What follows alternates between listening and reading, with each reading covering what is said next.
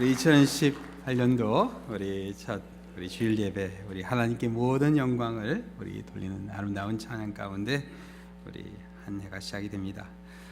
우리 인간은 다 하나님 앞에 서는 그때가 오게 되어 있습니다.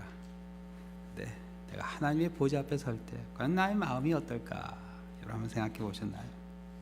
우리 하나님 앞에 설 때 죄송함이나 죄책감 이런 게 가득해서는 안 됩니다.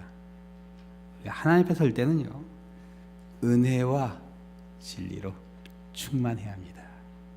은혜와 진리로 한평생 사모했던 하나님 그 모습 앞에 서는데 은혜와 진리가 충만해야 되겠죠. 우리 좌우있는 하면 인사하시겠습니다. 은혜와 진리로 충만하세요 하고 인사하시겠습니다. 은혜와 진리로 충만한 가운데 우리 주님을 만나시는 한 번 되시기를 축원합니다. 기도하겠습니다. 사랑의 하나님 아버지, 저희들 한순간에 흘러가는 우리 시간 속에서 저희들 주님 앞에 가는 그 순간이 있음을 기억하게 하여 주시고, 아버지 그때를 기대하게 하여 주시옵소서. 예수 그리스도를 통해 보이신 은혜와 진리가 항상 우리의 삶 가운데 충만케 하여 주시고, 그 충만함이 주님의 보좌 앞에 갈 때 확인되고 증거되게 하여 주시옵소서. 이 아침 말씀을 전한 자와 듣는 자가 함께 은혜되게 하여 주시며 모든 말씀 예수 그리스도 이름으로 기도드립니다. 아멘.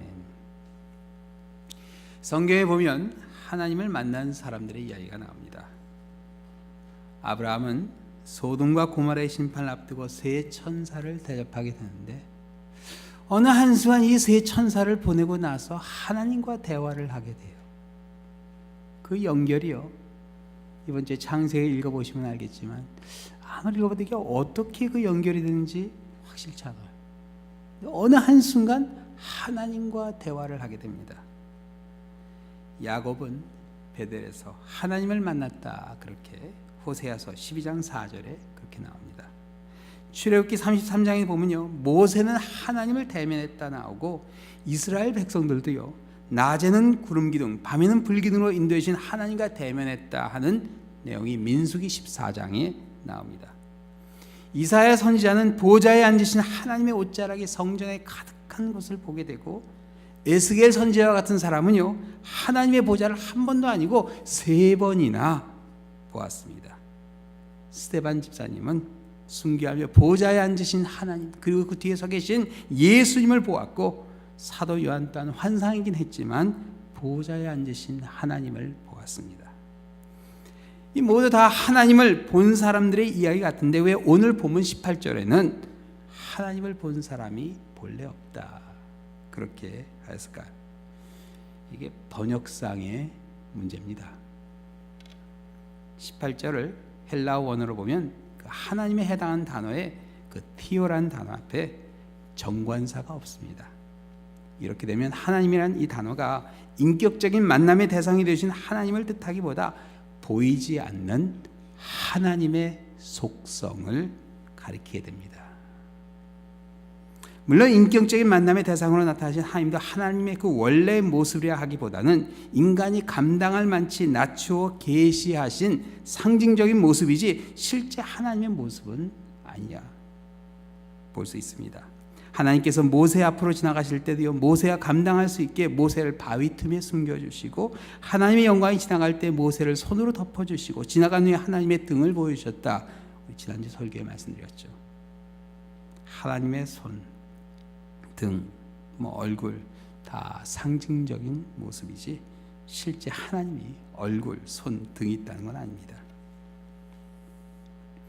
하나님과의 제한된 인격적인 만남 있기는 있었지만 하나님의 속성은요, 숨겨져 있었습니다. 근데 그 보이지 않던 하나님의 속성이 누구를 통해 보이게 된다 이야기하죠. 아버지의 품속에 있는 독생하신 하나님 예수 그리스도를 통해서 나타냈다 그렇게 이야기합니다. 14절이 좀 더 구체적으로 설명해 주죠. 보시면 말씀이 육신이 되어 우리 가운데 거하시며 우리가 그의 영광을 보니 아버지의 독생자의 영광이요 은혜와 진리가 충만하더라. 인간의 몸으로 세상에 태어나신 독생하신 하나님 예수님을 통해서 처음 인간에게 보여진 하나님의 속성, 건 은혜와 진리입니다. 은혜와 진리. 지금부터 이 하나님이 우리에게 보여주신 이 은혜와 진리가 무엇을 의미하는지 오늘 함께 보시겠는데요. 첫 번째, 이 은혜라 하는 것은요, 하나님과의 관계입니다. 따라하시겠습니다. 하나님과의 관계이다. 하나님을 딱 생각하면 두려움이 아닙니다. 하나님을 생각하면 은혜.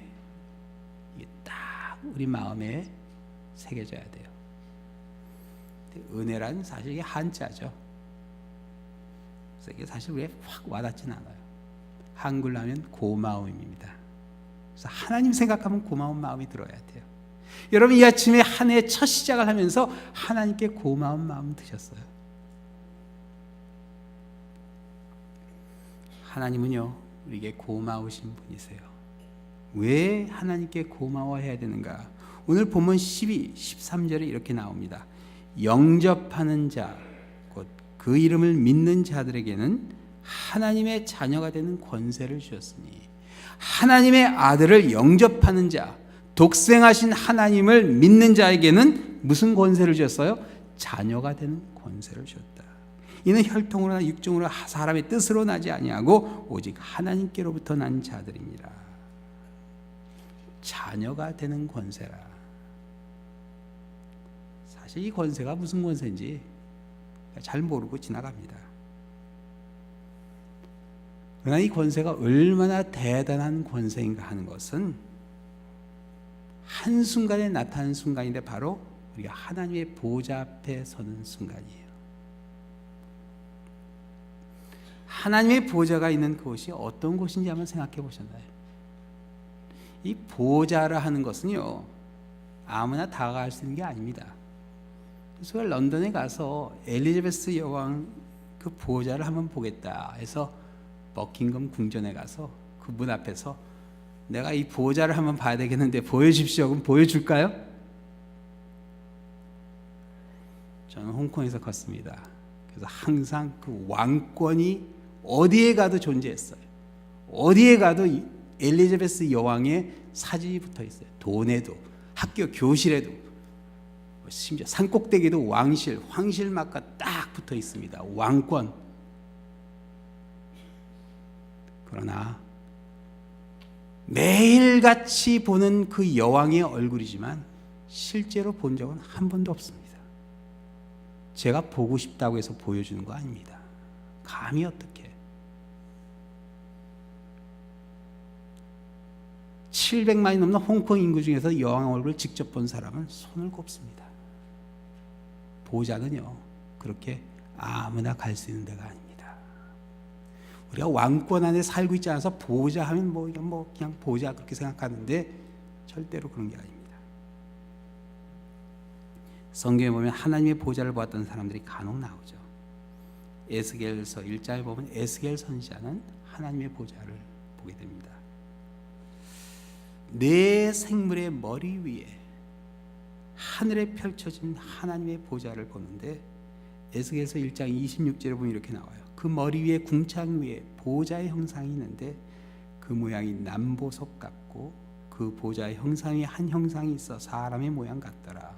내가 본즉 그 허리 이상의 모양은 단쇠 같아서 그 속과 쥐가 불 같고 그 허리 이하의 모양도 불 같아서 사면으로 광채가 나며 그 사면 광채의 모양은 비 오는 날 구름에 있는 무지개 같으니 이는 여호와의 영광의 형상의 모양이라. 사실 이 에스겔서의 내용으로요, 이 사람이 본 그 환상을 한번 그림으로 그려보면 이 그림으로 안 그려집니다. 이게 뭘 봤는지 잘 모르는 거예요. 이 같은 엄청나게 아름다운 광경을 보긴 본 것 같아요. 이 보좌에 관한 내용이 계시록 4장 3절에 좀 더 자세히 나와요. 앉으신 이의 모양이 벽옥과 홍보석 같고 또 무지개가 있어 보좌에 들렀는데 그 모양이 녹보석 같더라. 보좌에 앉으신 하나님의 모습이 아름다운 보석에서 번득이는 신비로운 광채로 표현이 됩니다. 그런데 이 하나님의 보좌도 대단하지만 그 보좌 주위에서 일어나는 광경 또한 엄청납니다. 계시록에 보면요, 보좌 앞에는 금면류관을 쓰고 흰옷을 입은 24 장로들이 엎드려 하나님을 찬양하고, 보좌로부터 번개와 음성과 뇌성이 나오고, 그리고 보좌 앞에 펼쳐진 수정바다 같은 유리바다에서는 하나님께 영광과 존귀와 감사를 돌리는 네 생물과 보좌에 둘러싼 수없이 많은 천군 천사들의 찬양이 거기서 흘러나옵니다. 그 하나님의 보좌 앞에서는요, 세상의 어떤 권세자도 초라해집니다. 머리를 조아릴 수밖에 없어요.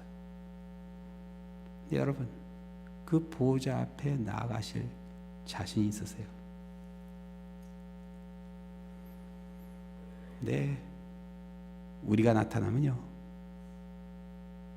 그 천사들이 쫙 길을 비켜주게 돼 있어요. 왠지 아세요? 하나님의 자녀니까. 이게 권세입니다. 제가 버킹엄 궁전에 가서 문 두드리면 절대로 안 열어집니다. 그러나 찰스 황태자가 문 두드리면요, 그 앞에 있는 군사들이 쫙 길을 비켜서 보좌까지 인도해 줍니다. 그게 권세예요. 권세입니다. 엄청난 권세예요. 우리 자매님들 한번 인사해 주세요. 대단하십니다 하고 인사해 주세요. 여러분, 우습게 보지 마세요. 보좌 앞에 이분이 딱 서면요, 쫙 길이 열립니다. 안 열리는 사람도 있습니다. 자녀에게만 열립니다. 그래서 히브리서 4장 16절에 보면 성도들에게 하나님의 보좌 앞에 담대히 나아가라, 그렇게 이야기합니다. 담대히 나아가라. 그 앞에 섰을 때 너무나 내 모습이 초라하게 보일 수 있지만 주눅들지 말고 기죽지 말고 담대히 하나님의 보좌 앞으로 나가라, 그렇게 우리에게 권합니다. 그러므로 우리가 긍휼하심을 받고 때를 따라 돕는 은혜를 얻기 위하여 은혜의 보좌 앞에 담대히 나아갈 것이라. 예수님을 믿는 믿음으로 자녀가 되는 권세를 받는 우리들은요, 보좌 앞에 담대히 나아갈 수 있어요. 그런데 여러분, 보좌 앞에 나가서 뭐 하시려고 그러시나요? 하나님 한번 와봤습니다. 그리고 인사하고 내려보시겠어요? 보좌 앞에 나가는 건요, 청을 넣기 위해서 가는 겁니다. 왕후 에스더 같은 경우는 동족을 살리기 위해서 왕이 부르지 않으면 나갈 수 없는 그 보좌에 죽으면 죽으리를 하고 나아갔습니다. 그렇죠? 청을 넣기 위해서, 간구하기 위해서. 보좌 앞에 나가는 이유는 하나님께 간구하기 위해서 나가는 겁니다. 누가복음 11장에 보면 예수님께서 우리에게 어떻게 간구해야 되는지 가르쳐 주시죠. 구하라, 그리하면 너에게 주실 것이요, 찾으라, 그러면 찾아낼 것이요, 문을 두드리라, 그러면 너에게 열릴 것이니, 구하는 이마다 받을 것이요, 찾는 이는 찾아낼 것이요, 두드리는 이에게 열릴 것이니라. 너희 중에 누가 아들이 떡을 달라 하는데 돌을 주며 생선을 달라 하는데 뱀을 사람이 있겠느냐? 너희가 악한 자라도 좋은 것을 자식에게 줄 줄 알거든 하물며 하늘에 계신 너희 아버지께서 구하는 자에게 좋은 것으로 주시지 않겠느냐? 구하는 자에게 하나님이 좋은 것으로 주십니다. 좋은 것으로 주세요. 좋은 것을 받을 만한 공을 세운 것도 아닌데, 잘한 게 있는 것도 아닌데, 정말 자격도 없는 우리에게 왜 이런 축복을 주시는지 우리는 이해가 안 되지만 딱 하나, 그 하나님께 고마워할 수밖에 없어요. 감사할 수밖에 없죠. 보좌에 앉으신 하나님을 보는 그 순간 이 고마움이 느껴져야 돼요. 이 은혜가 느껴져야 돼요. 그래서 성도는요, 이 은혜로 살아가야 됩니다. 이 은혜로 살아가야 돼요. 여러분, 한 해를 시작하시면서 정말 은혜로 살아가고 계세요? 은혜로 이 한 해가 시작되셨나요? 요즘 마커스 월십에 그 오직 예수뿐이라는 찬양 참 은혜를 많이 받아요. 은혜 아니면 살아갈 수가 없네. 호흡마저도 다 주의 것이니 세상 평안과 위로 내게 없어도 예수, 오직 예수뿐이래. 그 신계획 다 볼 수도 없고 작은 고난에 지쳐도 주께 묶인 나의 모든 삶 버티고 견디게 하시네. 은혜 아니면 살아갈 수가 없네. 나의 모든 것 다 주께 맡기니 참된 평안과 위로 내게 주신 주 예수, 오직 예수뿐이네. 크신 계획 다 볼 수도 없고 작은 고난에 지쳐도 주께 묶인 나의 모든 삶 버티고 견디게 하시네. 하나님의 고마운 마음에 버티고 견디게 하세요. 은혜 아니면 살아갈 수가 없네. 나의 모든 것 다 주께 맡기니 참된 평안과 위로 내게 주신 주 오직 예수뿐이네. 여러분, 우리가 예수님 믿으면서 마음속에 평안이 없으면 뭔가 잘못된 거예요. 뭔가 잘못된 거예요. 예수님을 통해 은혜 되신 하나님을 바라보는 가운데 은혜가 충만한 새해가 되시기를 우리 주님의 이름으로 축원합니다. 아버지 품속에 독생하신 하나님 예수님을 통해서 보여주신 두 번째 속성인 진리는요, 절대적인 하나님의 사랑입니다. 따라서 절대적인 하나님의 사랑이다. 진리는요, 절대적인 하나님의 사랑이에요. 진리는 불변해야 됩니다. 변할 수가 있는 게 진리가 아니에요. 상황에 따라 변하는 건 진리가 아닙니다. 부모의 사랑이 진리가 될 수 있을까요? 물론 대부분의 부모님들이 자녀를 사랑합니다. 그렇지만 그렇지 않은 부모들도 많이 있어요. 절대로 진리는 아니에요. 진리가 아닌 것을 진리로 믿으면 결국 실망하게 됩니다. 그리고 때로는 방어하기도 돼요. 근데 아버지의 품속에는 독생하신 하나님 예수께서는요, 하나님의 진리인데 이게 절대적인 하나님의 사랑을 우리에게 증거해 주십니다. 하나님께서요, 그 품에 있는 독생한 하나밖에 없는 아들을 세상에 보내셨는데 그 아들이 어떻게 되죠? 이 세상에서 부귀 영화를 누리며 왕같은 대접, 하나님의 아들의 대접을 받으셨나요? 오늘 보면 10절에 보세요. 그가 세상에 계셨으며 세상은 그로 말미암아 지은 바 되었으되 세상이 그를 알지 못하였고 자기 땅에 오매 자기 백성이 영접지 아니하였으나. 뭐 영접만 하지 않았나요? 비난하고 조롱하고 결국 십자가에 죽여버렸잖아요. 죽여버렸습니다. 그런데 왜 보내셨죠? 근데 왜 보내셨을까요? 그 고생을 할 거 알면서 왜 보내셨죠? 우리에게 자녀되는 권세를 주시기 위해서, 우리로 하여금 보좌에 나오게 하기 위해서 그 아들을 보내신 겁니다. 하나밖에 없는 아들의 생명과 우리의 생명을 맞바꾸셨어요. 여러분, 이보다 더 큰 사랑은 세상에 존재하지 않습니다. 이보다 더 큰 사랑을 이야기하는 종교는 없습니다. 신학교 다닐 때 비교 종교학을 쫙 봤는데 없어요. 뭐 나처럼 하면은 뭐 깨달음이 있을 거다, 뭐 그런 얘기한 분은 계세요. 뭐 세상에 물 흐르듯 하면서 거기에 따라가면은 뭐 그 가운데 뭐 이치를 깨달을 거다, 뭐 그런 얘기하는 그런 분도 계세요.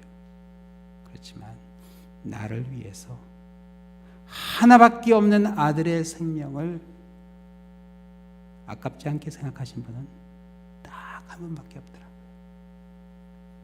세상 끝날까지 이보다 더 큰 사랑의 표현은 없습니다. 근데 이 사랑이 참 놀라운 변화를 가져와요. 우리 마음에 평안을 줍니다. 이런 사랑을 받고 있다 생각하면 두려울 게 없어요. 목회를 하면서 이 평안을 정말 많이 체험합니다. 하나님이 평안을 주세요. 지켜주시고 인도해 주십니다. 놀랍게 역사하세요. 세상이 줄 수 없는 평안. 그래서 예수님께서 우리에게 약속해 주시죠. 평안을 너에게 끼치노니 곧 나의 평안을 너에게 주노라. 내가 너에게 주는 것은 세상이 주는 것 같지 아니하니라. 너희는 마음에 근심도 말고 두려워하지도 말라. 이 평안 가운데 우리가 할 수 있는 일을 하게 됩니다. 더 이상 두려움이 없어요. 이게 바로 우리 성도가 누리는 자유입니다. 요한복음 8장 32절에 진리를 알지니 진리가 너희를 자유케 하리라.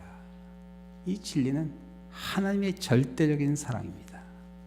이 사랑이 있다 생각하면 우리가 하지 못할 일이 없어요. 우리를 자유하게 해줍니다. 더 이상 시기, 질투, 미움이 아닌 하나님의 뜻에 따를 수 있게 해줘요.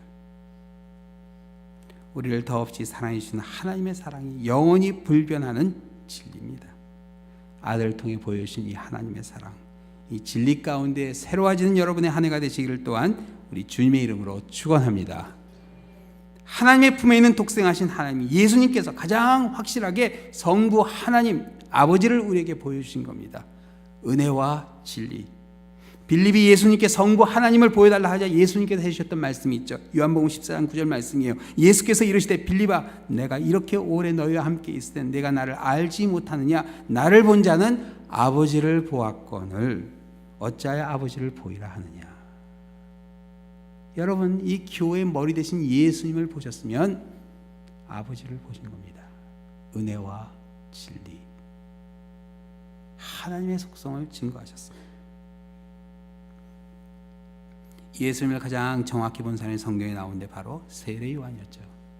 오늘 보면 15절에 세례 요한의 증언이 나옵니다. 요한이 그에게 대하여 증언하여 이르되 내가 전에 말하기를 내 뒤에 오시는 이가 나보다 앞선 것은 나보다 먼저 계심이라 한 것이 이 사람을 가리킴이라 하니라.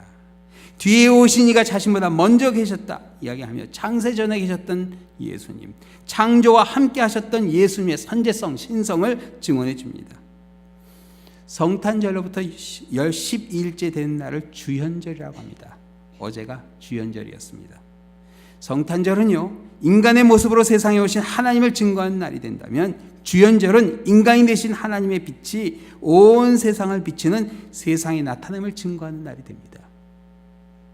예수님을 통해서 보여주신 은혜와 진리, 이 세상의 빛입니다. 이 빛 가운데 우리 은혜와 진리가 충만해진 여러분의 새해가 되시기를 우리 세상의 빛이 되신 예수 그리스도 이름으로 축원합니다. 기도하시겠습니다.